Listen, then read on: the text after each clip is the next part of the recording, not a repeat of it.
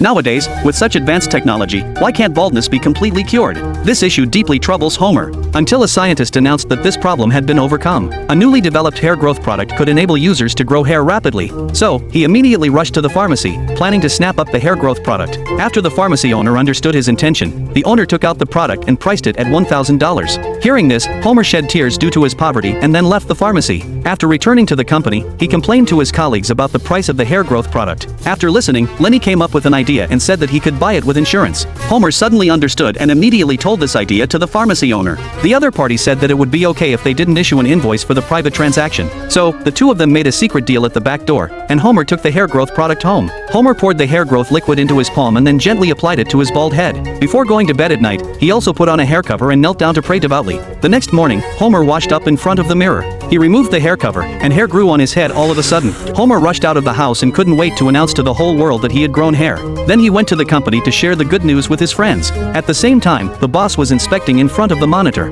A few days ago, the union had demanded that he give someone a promotion and a raise.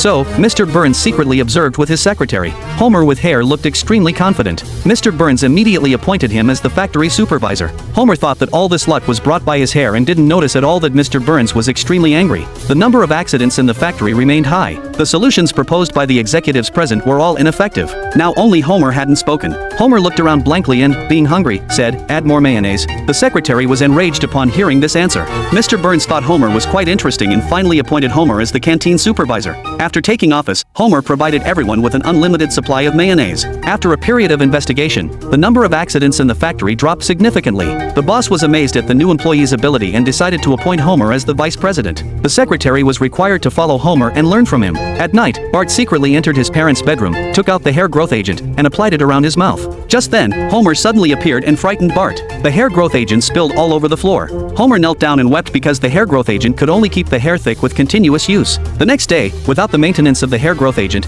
all the hair that Hohmer had grown fell out. Helplessly, he went to work wearing a hat. Hohmer decided to change his mindset, took off his hat, walked onto the podium confidently, and earnestly reported on his work. However, in the eyes of others, Hohmer without hair had no authority at all. The meeting ended unpleasantly. Mr. Burns called Hohmer to his office, removed Hohmer from the position of vice president, and ordered him to return to his previous position as a safety officer.